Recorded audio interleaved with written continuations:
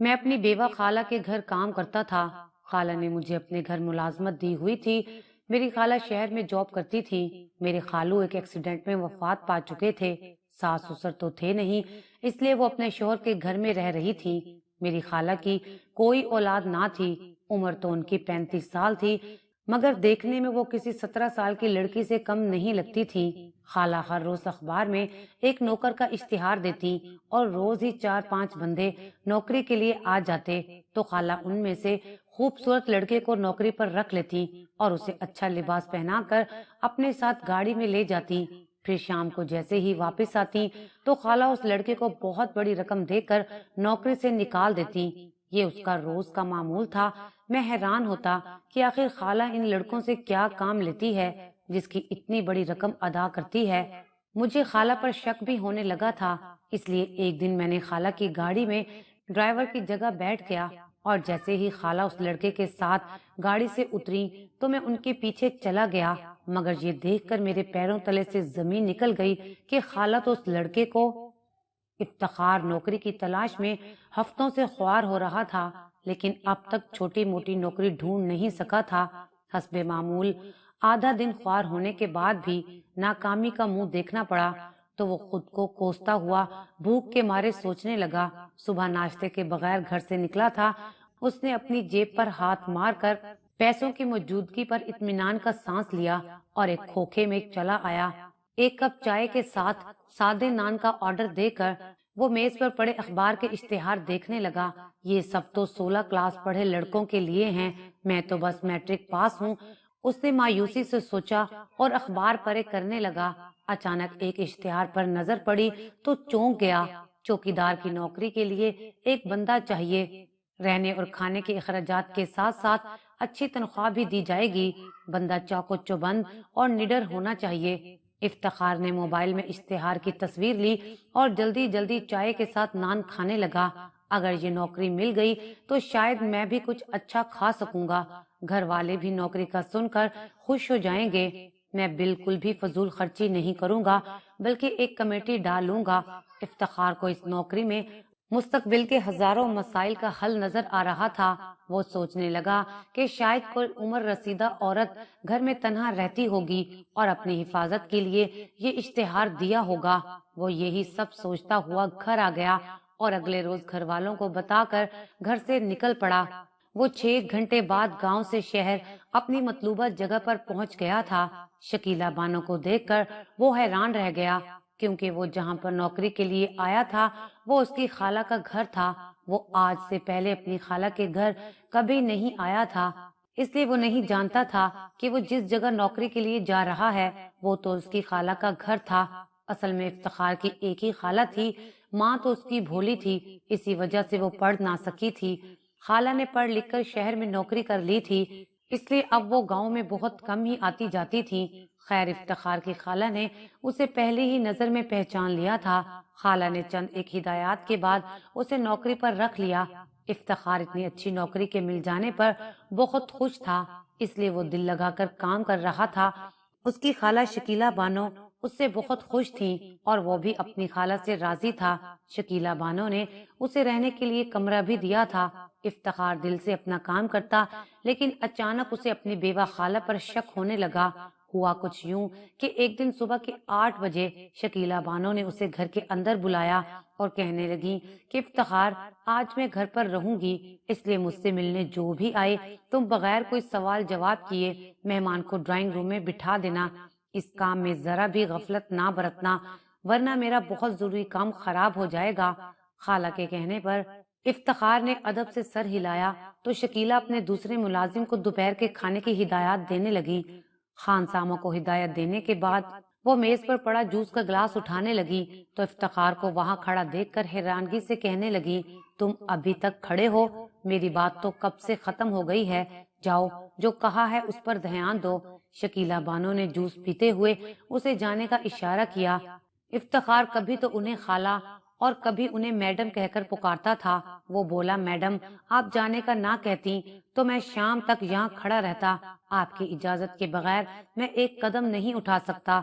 आप जल्दी में मुझे जाने का कहना भूल गई थी, इसलिए मैं अब तक खड़ा था। افتخار کے کہنے پر شکیلا مسکرانے لگی۔ وہ ملازموں کے معاملے میں بہت خوش قسمت تھی، اس کا ہر ملازم وفادار اور محنتی تھا۔ اس دن تقریباً 10 جوان لڑکے انٹرویو دینے آئے تھے، جن میں سے 3 خوبصورت لڑکوں کو نوکری پر رکھ لیا گیا۔ شام 5 بجے میڈم نے گاڑی نکلوائی اور ان لڑکوں کو اپنے ساتھ لے گئیں۔ لڑکوں نے کچھ دن میڈم کے ساتھ کام کیا، اس کے بعد میڈم نے انہیں گھر بلا کر اپنے نوٹوں سے بھرے پرس میں سے ہزاروں روپے دیے اور نوکری سے فارغ کر دیا۔ اس کے بعد پھر اخبار میں اشتہار دیا اور پھر سے خوبصورت لڑکوں کو نوکری پر رکھ کر کچھ دنوں بعد انہیں ہزاروں روپے دے کر فارغ کر دیا گیا۔ حیرت کی بات تو یہ تھی کہ خالہ صرف جوان اور خوبصورت لڑکوں کو ہی نوکری دیتی تھی۔ یہ سب دیکھ کر افتخار اپنی خالہ کو غلط عورت سمجھنے لگا۔ اسے لگا کہ میری خالہ ضرور کسی غلط کام میں ملوث ہیں، اس لیے تو اتنی مشکوک حرکات کرتی ہیں، کہیں سمگلنگ تو نہیں کرتی یا پھر کوئی منشیات کا کاروبار تو نہیں چلا رہی، اس لیے تو ہر وقت لاکھوں روپے پرس میں رکھ کر گھوم رہی ہوتی ہیں۔ افتخار ہر حال میں اپنی بیوہ خالہ کے راز پر پردہ اٹھانا چاہتا تھا، لیکن اسے سمجھ نہیں آ رہی تھی کہ وہ یہ سب کیسے کرے۔ وہ خالہ سے پوچھ بھی نہیں سکتا تھا، اسے لگتا تھا کہیں خالہ اسے نوکری سے نکال ہی نہ دیں۔ سوچ سوچ کر اس کا دماغ پاگل ہو رہا تھا۔ مجھے پولیس کے پاس جانا چاہیے تاکہ پولیس میری خالہ کے غلط کاموں پر سے پردہ اٹھا سکے، اس کے سوا میرے پاس کوئی راستہ نہیں ہے۔ افتخار نے اپنے موبائل کو اٹھایا اور پھر واپس رکھ دیا اور سوچنے لگا، خالہ کو دیکھ کر لگتا ہے ان کی پہنچ بہت دور تک ہے۔ اگر انہوں نے پولیس کو خرید لیا تو میں ساری عمر جیل میں چکی پیسوں گا۔ مجھے کوئی بھی قدم اٹھانے سے پہلے اچھی طرح سوچو وچار کرنا چاہیے۔ مجھے سب سے پہلے میڈم کے خلاف ثبوت ڈھونڈنے ہوں گے، اس کے بعد ہی میں پولیس اسٹیشن جاؤں گا۔ افتخار نے فون اٹھا کر جیب میں ڈالا اور اپنی ڈیوٹی پر واپس آ گیا۔ کچھ دن بعد پھر میڈم لڑکوں کا انٹرویو کے لیے جا رہی تھی۔ افتخار نے انٹرویو کے لیے آنے والے لڑکوں کو دیکھ کر ایک منصوبہ بنایا۔ 5 بجنے والے ہیں، انٹرویو کے بعد میڈم ضرور گاڑی میں بٹھا کر انہیں اپنے ٹھکانے پر لے جائیں گی۔ اس نے میڈم سے بیماری کا بہانہ بنا کر چھٹی لی اور کوارٹر میں جانے کی بجائے وہ باہر آ کر گاڑی کی ڈگی میں چھپ گیا۔ راستہ ختم ہی نہیں ہو رہا تھا۔ افتخار کی ہمت نے جواب دے دیا تھا، اگر کچھ دیر مزید میں یہاں رہا تو ضرور اس جاسوسی کے چکر میں اپنی جان سے ہاتھ دھو بیٹھوں گا۔ پتہ نہیں کب یہ گاڑی منزل پر پہنچے گی، مجھے اس قید سے نجات ملے گی۔ افتخار لمبے سفر سے اکتا کر خود کو کوسنے میں مصروف تھا کہ اچانک گاڑی کو بریک لگی۔ گاڑی کے رکتے ہی افتخار نے سکون کا سانس لیا اور وہ اپنی خالہ کے راز تک پہنچنے کا سوچ کر خوش ہو رہا تھا۔ ہائی ہیلز اور بھاری بوٹوں کی آواز دور جانے لگی تو اس نے ڈگی کھول کر ان کے پیچھے جانے کا سوچا۔ جیسے ہی اس نے ڈگی کا دروازہ کھولنے کی کوشش کی تو وہ پریشان ہو گیا کیونکہ ڈگی کو لاک لگا دیا گیا تھا۔ ہائی، یہ میں کس مصیبت میں پھنس گیا ہوں، اب پتہ نہیں مجھے کب تک اس قید خانے میں رہنا پڑے گا۔ اگر میں سانس بند ہونے سے مر گیا تو کیا ہوگا؟ مجھے تو کوئی بچانے نہیں آئے گا، اگر کوئی آ بھی گیا تو پھر خالہ مجھے نہیں چھوڑے گی، خالہ کی جاسوسی مجھے مروا کر ہی دم لے گی۔ افتخار ایک بار پھر خود سے باتیں کرنے لگا۔ وہ بہت ڈر گیا تھا، اس لیے طرح طرح کے وسوسے اس کے ذہن میں دوڑتے پھر رہے تھے۔ افتخار مسلسل خود کو کوس رہا تھا۔ اس طرح خود کو کوستے کوستے واپسی کا راستہ ختم ہو گیا۔ گاڑی رکی تو گل خان گاڑی کو گراج میں کھڑی کر کے جانے لگا تو گھر کے اندرونی حصے کی طرف جاتی شکیلا بانو نے اسے بلا کر ڈگی کی چابی پکڑائی۔ ڈگی کا لاک کھول دو، تم اچھی طرح سے جانتے ہو میں گھر سے باہر نکلتے وقت ڈگی ضرور لاک کرتی ہوں۔ میڈم اتنی بلند آواز میں بول رہی تھی جیسے افتخار کو سنانا چاہتی ہو۔ میڈم اور گل خان کے جانے کے بعد افتخار ڈگی سے نکل کر کوارٹر میں آ گیا۔ اس نے پانی کا گلاس اٹھایا اور ایک ہی سانس میں گلاس خالی کر دیا۔ آج تو میں بال بال بچ گیا، اگر خالہ گاڑی کی ڈگی نہ کھلواتی تو وہ ڈگی ہی میری قبر بن جاتی۔ توبہ توبہ، سانس بس اکھڑنے ہی والا تھا۔ اندھیرے اور گھٹن نے برا حال کر دیا تھا۔ افتخار بار بار پیشانی سے پسینہ صاف کرتے ہوئے خود سے باتیں کیے جا رہا تھا۔ ایک منصوبہ ناکام ہو گیا تو کیا ہوا، میں ہمت نہیں ہاروں گا، میں اس راز کی تہہ تک ضرور پہنچ کر رہوں گا۔ یہ ہزاروں لوگوں کی زندگیوں کا سوال ہے، اس لیے میں اپنے ارادے سے پیچھے نہیں ہٹوں گا۔ اس نے ایک بار پھر خود سے عہد کیا، مجھے گل خان سے بات کرنی چاہیے، وہ تو ہر جگہ خالہ کے ساتھ جاتا ہے، اسے ضرور اس سب کے بارے میں معلوم ہوگا، ہو سکتا ہے وہ میری خالہ سے ڈرتا ہو اس لیے کبھی اس کے خلاف منہ نہیں کھلا ہو، میں اسے اپنے ساتھ ہونے کا یقین دلاؤں گا تو شاید وہ سب کچھ بتا دے۔ یہ سوچتے ہی وہ گل خان کے پاس چلا آیا۔ گل خان گراج میں گاڑی صاف کر رہا تھا، لیکن افتخار یہ نہیں جانتا تھا کہ گل خان اس کی خالہ کے گھر کئی سالوں سے نوکری کر رہا تھا اور ایک وفادار ملازم تھا۔ یار گل خان، اگر ہمارے سامنے کچھ غلط ہو رہا ہو تو کیا ہمیں ذرا سا فائدہ حاصل کرنے کے لیے خاموش رہنا چاہیے؟ نوکریاں ہزاروں مل جائیں گی، اس لیے ہمیں اپنی نوکری بچانے کے لیے غلط پر چپ نہیں رہنا چاہیے۔ گل خان اس کی بات کا جواب دینے کی بجائے گاڑی کو کپڑے سے صاف کرنے میں مصروف تھا۔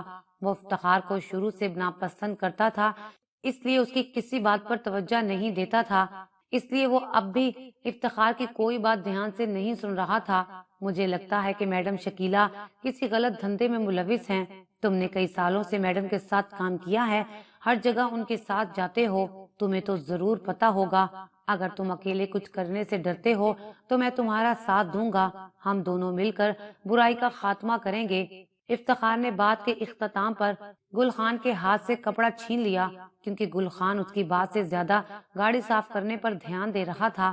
افتخار کی بات پر گل خان کو غصہ آ گیا اور وہ بولا، میڈم کے ٹکڑوں پر پلنے والے، تم ان پر ہی بھونک رہے ہو، میں میڈم کے خلاف ایک لفظ نہیں سن سکتا، اگر تم ہماری میڈم کے رشتہ دار نہ ہوتے تو میں تمہیں ابھی نوکری سے نکلوا دیتا، اب جاؤ یہاں سے، مجھے اپنا کام کرنے دو۔ گل خان نے غصے سے کہہ کر اس کے ہاتھ سے کپڑا چھینا اور گاڑی صاف کرنے لگا۔ افتخار ایک بار پھر مایوس ہو کر گیٹ کے باہر رکھی پلاسٹک کی کرسی پر آ کر بیٹھ گیا۔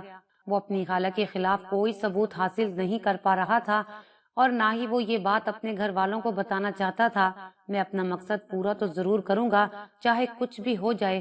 افتخار ایک بار پھر کچھ نیا سوچنے لگا۔ اسی سوچ و وچار میں کئی دن گزر گئے۔ آج پھر میڈم گھر پر ان خوبصورت لڑکوں کا انٹرویو کر رہی تھی۔ افتخار سوچنے لگا کہ کیوں نہ آج میں گل خان کی جگہ ڈرائیور بن کر چلا جاؤں، اس طرح آسانی سے اس جگہ پہنچ جاؤں گا۔ افتخار ایک بار پھر اپنے منصوبے پر عمل درآمد کرنے کا سوچ کر گل خان کے کوارٹر میں چلا آیا۔ اتفاق سے اس دن گل خان کو تیز بخار ہو رہا تھا، اس لیے وہ دوا لے کر سو رہا تھا۔ افتخار نے اس کی الماری کھولی اور اس کی وردی نکال کر اپنے کمرے میں آ گیا۔ اس نے گل خان کی وردی پہنی اور گل خان کی ٹوپی سر پر سجا کر گاڑی کی ڈرائیونگ سیٹ پر آ کر بیٹھ گیا۔ 2 گھنٹے انتظار کرنے کے بعد اسے معلوم ہوا کہ آج میڈم نے کسی کو بھی نوکری پر نہیں رکھا، انہیں کوئی لڑکا پسند نہیں آیا تھا۔ افتخار کو ایک بار پھر ناکامی کا منہ دیکھنا پڑا۔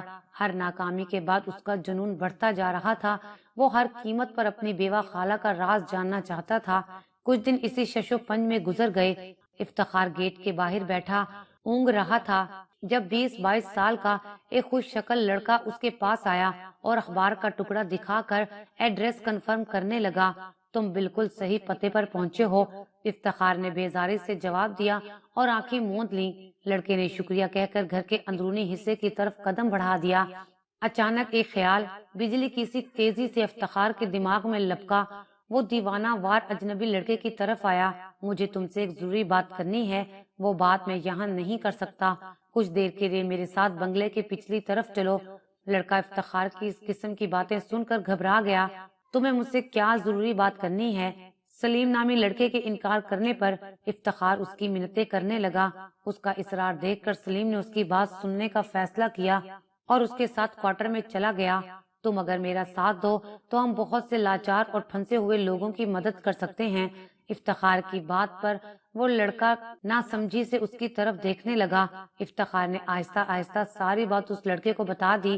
مجھے لگتا ہے کہ میڈم شکیلہ معصوم لڑکوں کو پھانس کر غلط کام کرواتی ہیں۔ میں پچھلے 1 سال سے یہ سب کچھ دیکھ رہا ہوں، لیکن بہت کوشش کے باوجود اکیلا ہونے کی وجہ سے کچھ نہیں کر سکا۔ اگر تم میرا ساتھ دو تو ہم ضرور کامیاب ہو جائیں گے۔ افتخار کی پوری بات سن کر وہ لڑکا خوف زدہ ہو گیا۔ تم اپنی میڈم کے ساتھ مل کر مجھے پھنسانے کی کوشش کر رہے ہو، مجھے اس خطرناک نوکری اور جاسوسی دونوں کے چکر میں نہیں پڑنا۔ وہ لڑکا اٹھ کر باہر کی طرف بھاگ گیا۔ افتخار نے اسے روکنے کی بہت کوشش کی، لیکن وہ لڑکا اتنا گھبرا گیا تھا کہ وہ افتخار کی کوئی بات سنے بنا ہی وہاں سے بھاگ گیا۔ افتخار کو اپنی جلد بازی پر غصہ آنے لگا تھا۔ اسے ایک دم کسی اجنبی کے ساتھ یہ سب باتیں نہیں کرنی چاہیے تھی۔ اگر وہ لڑکا اندر جا کر یہ سب باتیں میڈم شکیلہ کو بتا دیتا تو آج وہ خام خواہ مجھے اپنی نوکری سے ہاتھ دھونا پڑتا۔ افتخار ایک بار پھر ناکام ہو کر خود کو کوسنے لگا۔ اس کی خالہ کی قسمت اچھی ہے جو وہ ہر بار کسی نہ کسی طرح بچ جاتی ہیں۔ مجھے تو لگتا ہے کہ میں کبھی اس راز تک نہیں پہنچ سکوں گا۔ وہ ابھی انہی سوچوں میں گم تھا کہ گل خان نے میڈم شکیلہ کا بلاوا دے دیا۔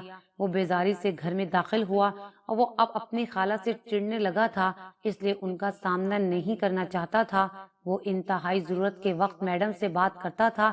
وہ یہ نوکری کب کا چھوڑ چکا ہوتا، لیکن بس میڈم کا راز فاش کرنے کے مشن نے اسے اب تک یہاں روکا ہوا تھا، اور پھر اگر اس کا شک غلط نکلتا تو وہ بلا وجہ اتنی اچھی نوکری چھوڑنا نہیں چاہتا تھا، اس لیے وہ جلد از جلد کسی نتیجے پر پہنچنا چاہتا تھا۔ میڈم شکیلہ لاؤنج میں بیٹھ کر خبریں سن رہی تھی۔ کیا بات ہے افتخار، تم اتنے خاموش کیوں رہنے لگے ہو؟ تمہیں یہاں کسی چیز کی تنگی ہے یا تنخواہ کم لگنے لگی ہے تو مجھے بتاؤ۔ دیکھو افتخار، تم میری بہن کے بیٹے ہو، تمہیں برا تو لگتا ہوگا کہ تم اپنی خالہ کے گھر کس طرح سے رہ رہے ہو، مگر افتخار تم نے مجھ سے یہ نوکری خود مانگی تھی، میں نے تمہارے ساتھ کوئی زبردستی تو نہیں کی تھی نا؟ شکیلہ بانو کے لگاؤ سے پوچھنے پر افتخار کو لمحوں میں اپنا شک بے بنیاد لگنے لگا تھا۔ اپنے ہر ملازم کا خیال رکھنے والی نرم دل شکیلہ بانو کسی کو نقصان نہیں پہنچا سکتی۔ افتخار کس سوچ میں پڑ گئے ہو؟ کوئی شکایت ہے تو بتاؤ، میں ابھی دور کر دوں گی۔ پیسوں کی ضرورت ہے تو بلا جھجک کہہ دو۔ اسے سوچ میں پڑا دیکھ کر شکیلہ نے ایک بار پھر یقین دہانی کرائی۔ میڈم، مجھے یہاں کوئی تکلیف نہیں ہے اور نہ ہی مجھے پیسوں کی ضرورت ہے۔ کچھ دن سے موسمی بخار کا شکار تھا، اس لیے طبیعت ذرا سست ہو رہی تھی۔ میں بالکل ٹھیک ہوں، آپ کو پریشان ہونے کی ضرورت نہیں ہے۔ افتخار کے کہنے پر شکیلہ مطمئن نظر آنے لگی۔ یہ تو بہت خوشی کی بات ہے کہ تمہیں کوئی تکلیف نہیں ہے۔ اچھا تم تیار ہو جاؤ، آج گاڑی تم ڈرائیو کرو گے۔ گل خان کی طبیعت ٹھیک نہیں ہے اور مجھے تمہارے ساتھ ایک ضروری کام سے جانا ہے۔ شکیلہ بانو کے کہنے پر افتخار تیار ہونے چل دیا۔ ہو سکتا ہے بہت بار ناکامی دیکھنے کے بعد آج کامیابی میرے قدم چوم لے۔ گل خان کی اچانک طبیعت خراب نہ ہوتی تو میڈم مجھے کبھی اپنے ساتھ لے کر نہ جاتی۔ وہاں جا کر ضرور مجھے میری خالہ کے بارے میں سب کچھ پتہ چل جائے گا۔ وہ موقع جو مجھے 1 سال کی کوشش کے باوجود نہیں ملا، آج بغیر کوشش کے مل رہا ہے۔ بس اب کی بار مجھے ہر قدم بہت پھونک پھونک کر رکھنا ہوگا، ایسا نہ ہو کہ ہر بار کی طرح کوئی گڑبڑ ہو جائے۔ افتخار میڈم کے ساتھ جانے کا سوچ سوچ کر بہت خوش تھا۔ اس کے شک کا کانٹا اس کے دل میں ایک بار پھر چبھنے لگا تھا۔